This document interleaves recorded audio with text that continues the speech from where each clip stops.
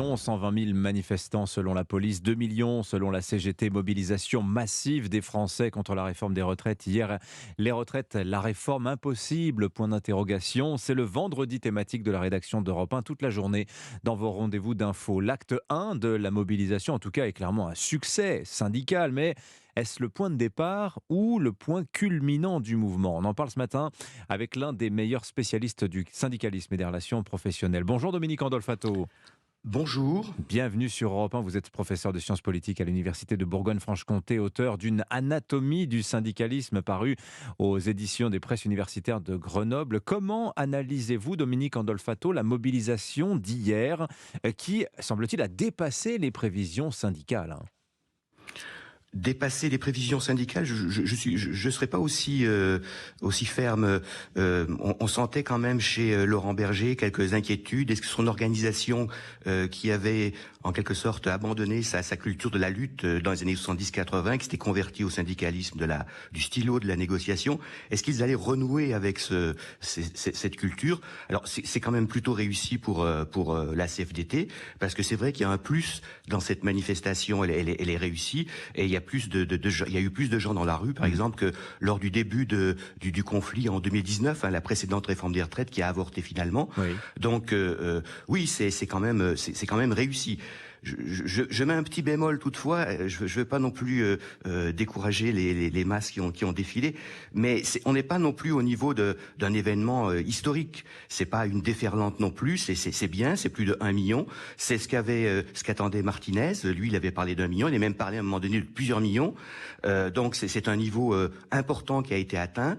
Le cap symbolique du million a été dépassé. C'est manifestement réussi. C'est une bonne entrée dans le mouvement. Mais donc, comme vous le sous-entendiez, ça ne suffira pas. On a eu déjà des manifestations dans le passé qui ont approché, qui ont légèrement dépassé le million.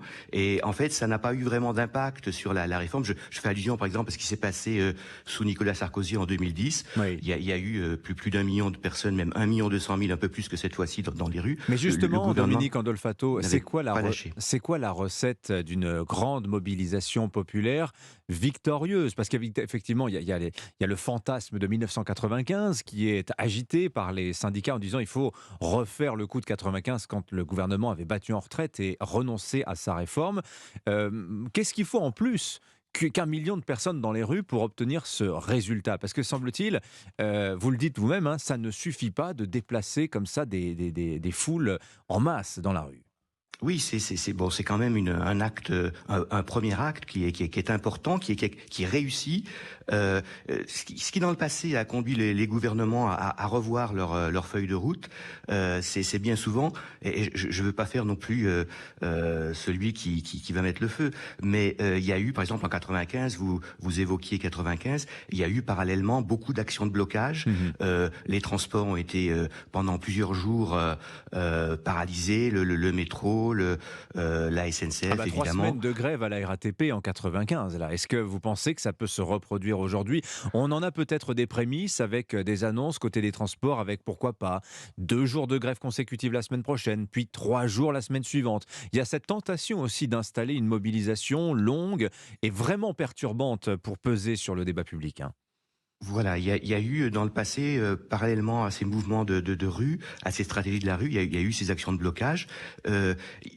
Ça dépend aussi, il y a un aspect psychologique dans ce genre de mouvement, la psychologie du gouvernement. Est-ce que le gouvernement souhaite finalement remettre les choses sur la table, négocier?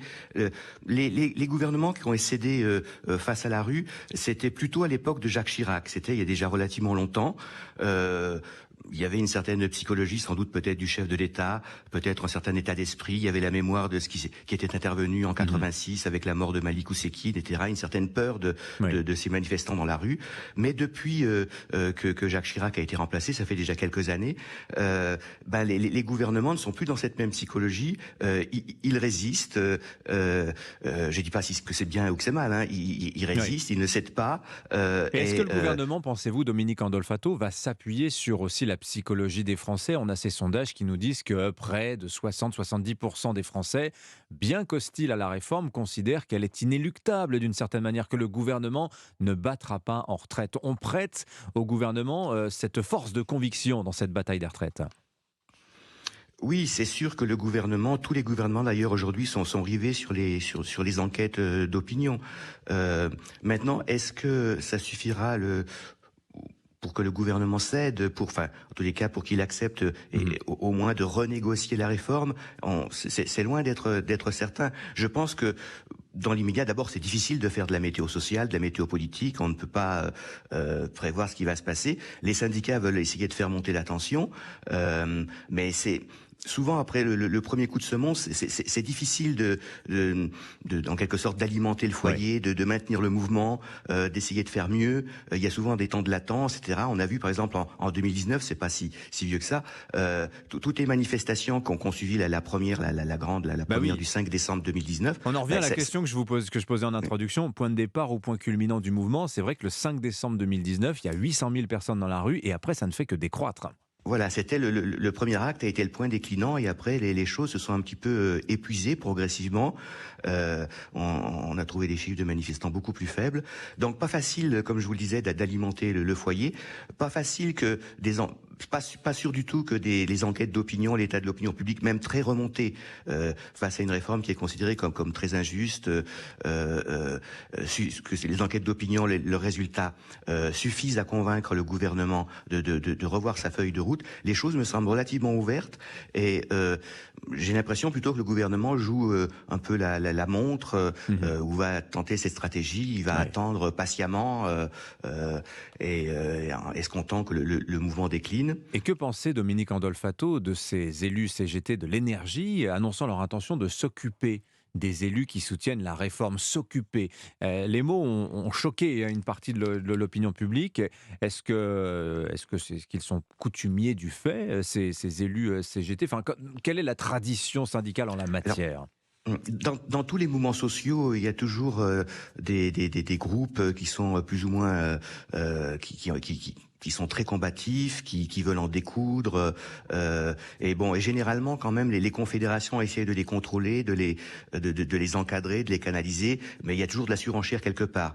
Le problème pour les confédérations, c'est de trouver ce qu'ils appellent eux-mêmes de nouvelles initiatives pour maintenir ce niveau de mobilisation, pour essayer de démontrer, comme on dit également la CGT, que les luttes montent. Et c'est pas facile de faire monter les luttes malgré un bon départ du point de vue syndical et du point de vue de l'analyse de nombreux médias. Merci beaucoup Dominique Andolfato d'avoir été en ligne avec nous ce matin. Merci pour votre expertise. Je rappelle que vous êtes professeur de sciences politiques à l'Université de Bourgogne-Franche-Comté. On peut vous lire dans cet ouvrage Anatomie du syndicalisme, notamment aux éditions Presse universitaire de Grenoble.